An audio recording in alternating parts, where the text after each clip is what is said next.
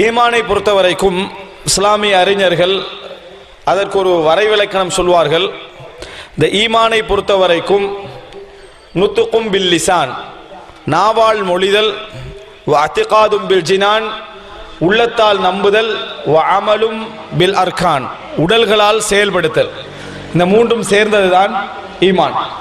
உள்ளத்தால், அதாவது நாவால் மொழிதல், உள்ளத்தால நம்புதல், உடலால் செயல்படுத்தல், இந்த மூன்றும் கலந்த ஒன்றுதான் ஈமான். வெறுமனே வாயால் மொழிந்து உள்ளத்தில் இல்லை என்றால் அவரை நாம் முனாஃபிக் என்ன செய்வோம், நயவஞ்சகர் என்று சொல்வோம்.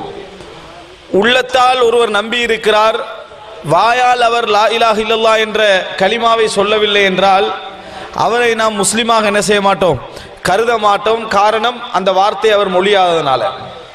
இது ரெண்டும் இருந்து செயல் வடிவிலே அவரிடத்தில் இஸ்லாம் இல்லை என்று சொன்னால் ஈமானுடைய தாக்கங்கள் எதுவுமே அவரிடத்தில் என்ன இல்லை என்று நாம் சொல்வோம்.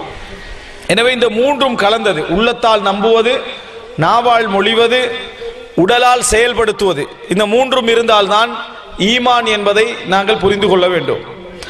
அதே போன்று நாங்கள் ஈமானை நம்ப வேண்டும். யஸீது வயன்குஸ், யஸீது பித்தாஅ வயன்குசு பில் மஅசியா. இறைவனை வழிபட வழிபட, இறைவனுக்கு கட்டுப்பட்டு வாழ, இறைவனை நாங்கள் வணங்கி வாழ அந்த ஈமான் அதிகரித்து கொண்டே இருக்கும். பாவங்கள் செய்ய செய்ய அந்த ஈமான் குறைந்து கொண்டே இருக்கும். இது நாங்கள் இரண்டாவது ஈமானை பற்றி தெரிந்து கொள்ள வேண்டிய விஷயம். யஸீது பித்தாஅ, எந்த அளவுக்கு நாம் இறைவனை வழிபடுகிறோமோ, எந்த அளவுக்கு இறைவனை நெருங்குகிறோமோ அதன் மூலம் ஈமான் அதிகரித்து கொண்டே இருக்கும். அதே போல பாவங்கள் செய்ய செய்ய ஈமானிலே ஒரு குறைபாடை அது ஏற்படுத்தி கொண்டே இருக்கும். எனவே ஈமான் என்பது கூடி குறையக்கூடியது. ஈமான் ஒரே தரத்திலே இருப்பது கிடையாது. ஈமான் என்பது கூடும் குறையும். ஆனால் எங்கள் இஸ்லாமிய சமுதாயத்திலே ஒரு சிலர் இருக்கிறார்கள், ஈமான் கூடாது குறையாது, அது ஆரம்பத்தில் எப்படி இருந்ததோ அதே நிலையில் இருக்கும் என்கின்ற தவறான நம்பிக்கை உள்ளவர்களும் இருக்கிறார்கள். எனவே ஈமானை பொறுத்த வரைக்கும் வழிபாடுகளால், வணக்கங்களால் அதிகரிக்கக்கூடியது என்பதை நாங்கள் மனதிலே பதிய வைத்துக் கொள்ள வேண்டும்.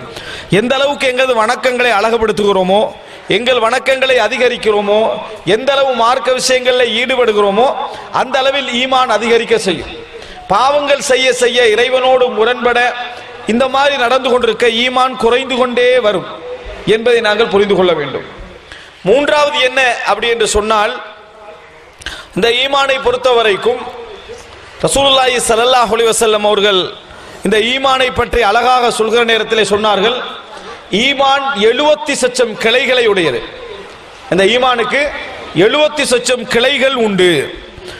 70 லட்சம் கிளைகளிலேயே அத்னா, மிகவும் குறைந்த நிலை என்ன அப்படி என்று சொன்னால், இமாதத்துல் அதா அனி தரீக், வீதிகளை விட்டு அசுத்தங்களை அகற்றுதல் ஈமானின் 70 கிளைகளில் ஒன்று என்று ரசூலுல்லாஹி ஸல்லல்லாஹு அலைஹி வஸல்லம் அவர்கள் சொல்லி காட்டினார்கள்.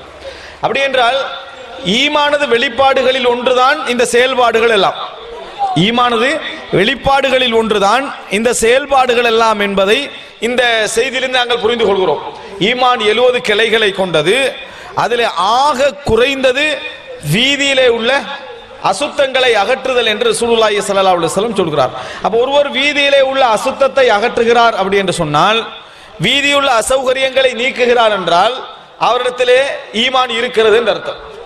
அதே போல ரசூலுல்லாஹி ஸல்லல்லாஹு அலைஹி வஸல்லம் அவர்கள் ஈமானது வெளிப்பாடுகளில் ஒன்றாக சொல்கிற நேரத்தில், மன் ரஆ மின்கும் முன்கரன் ஃபல்யுகையிர்ஹு பியதிஹி, உங்களில் எவர் தீமையை காண்கிறாரோ அவர் என்ன செய்யட்டும், அதிகாரத்தால் தடுக்கட்டும். ஃபைலம் யஸ்ததி ஃபபிலிசானிஹி, அப்படி அவரால் அதிகாரத்தை கொண்டு தடுக்க முடியவில்லையா, நாவால் தடுக்கட்டும். ஃபைலம் யஸ்ததி, அதுவும் அவருக்கு முடியவில்லை என்றால் ஃபபி கல்பிஹி, அவர் உள்ளத்தால் என்ன செய்யட்டும், அந்த தீமையை வெறுக்கட்டும். வதாலிக அத்அஃபுல் ஈமான், ஈமானிலே ஆக குறைந்த நிலை அதுதான் என்று ரசூலுல்லாஹி ஸல்லல்லாஹு அலைஹி வஸல்லம் அவர்கள் சொல்லி காட்டுகிறார்கள். எனவே அன்புள்ள சகோதரர்களே, இந்த செய்திகள் எல்லாம் பார்க்கிற நேரத்தில் நமக்கு ஒரு செய்தி கிடைக்கிறது, ஒரு முக்கியமான ஒரு தகவல் கிடைக்கிறது. ஈமானை பொறுத்த வரைக்கும் வாழ்க்கையில் அந்த ஈமான் ஏற்பட்டு விட்டால் உலக ரீதியான பல விளைவுகளை அந்த ஈமான் ஏற்படுத்துகிறது.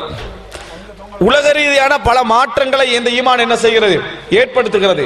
அந்த நம்பிக்கை உள்ளே நுழைந்து விட்டால் அது வித்தியாசமான விளைவுகளை அதுக்கு ஏற்படுத்துகிறது என்பதை இந்த ஹதீதுகள் மூலமாக ரசூலுல்லாஹி ஸல்லல்லாஹு அலைஹி வஸல்லம் சொல்லக்கூடிய இந்த செய்திகள் மூலமாக நாம் என்ன செய்கிறோம், புரிந்து கொள்கிறோம். இப்ப அடுத்த கட்டமாக இந்த ஈமானை பொறுத்த வரைக்கும் ஈமானுடைய உண்மையான வடிவம் என்ன, ஈமானது உண்மையான வடிவம் என்ன அப்படி என்று சொன்னால், நாளை மறுமையில் இந்த உலகத்திலே நாம் செய்யக்கூடிய எல்லா செயல்களுக்கும் அல்லாஹு தாலா விசாரணை செய்வான். அந்த விசாரணைக்கேற்ப அல்லாஹு தாலா நல்லது செய்தால் சொர்க்கத்தையும் கெட்டது செய்தால் நரகத்தையும் அல்லாஹு தாலா தருவான். இந்த நம்பிக்கையோடு இந்த உலகத்திலே நாம் வாழ வேண்டும் என்பதுதான் உண்மையிலேயே ஈமானுடைய உண்மையான யதார்த்தம். உண்மையான யதார்த்தம் என்ன என்றால், இந்த உலகத்திலே வாழுகிற நேரத்தில் முழுமையாக எல்லா செயல்பாடுகளுக்கும் எந்த செயல் செய்தாலும் சரி, அந்த செயல்களுக்கு நாளை மறுமையில் இறைவன் விசாரணை செய்வான். அந்த விசாரணையின் அடிப்படையில் நல்லதாக இருந்தால் சொர்க்கத்தையும் கெட்டதாக இருந்தால் நரகத்தையும் இறைவன் என்ன செய்வான், தருவான் என்கின்ற உண்மையான அந்த நம்பிக்கைக்கு பேர் தான் ஈமான்.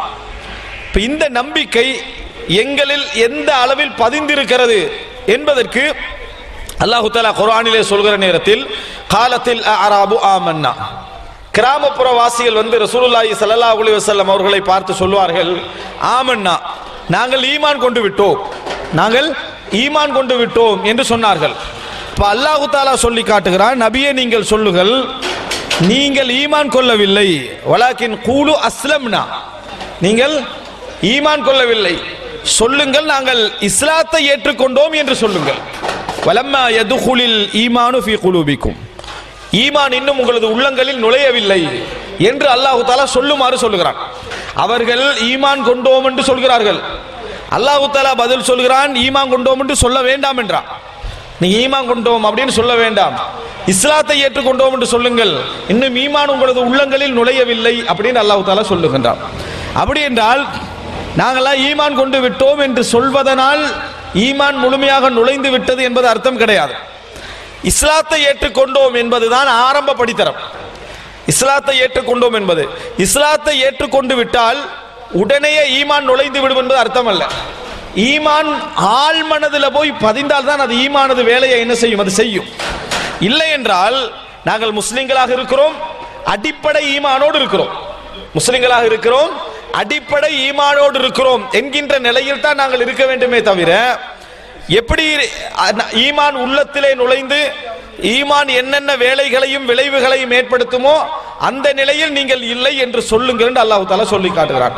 அப்ப ஈமானை பற்றி நாங்கள் புரிந்து கொள்கின்ற மூன்றாவது பிரதானமான செய்தி என்ன அப்படி என்று சொன்னால், இஸ்லாத்தை ஏற்றுக்கொள்வதன் மூலம் ஒரு மனிதனுடைய உள்ளத்தில் ஈமான் ஏற்படுகிறது. ஆனால் ஈமான் முழுமையாக நுழைந்து விளைவை ஏற்படுத்துகின்ற நிலையை அது ஆரம்பத்திலே என்ன செய்யல, ஏற்படுத்தவில்லை. அதனது விளைவுகள் தெரிகிற நேரத்தில் உண்மையான மாற்றங்கள் தெரிந்தால் மட்டும்தான் ஈமான் உள்ளத்திற்குள்ளே நுழைந்திருக்கிறது என்பது அர்த்தம். இல்லை என்றால் இல்லை.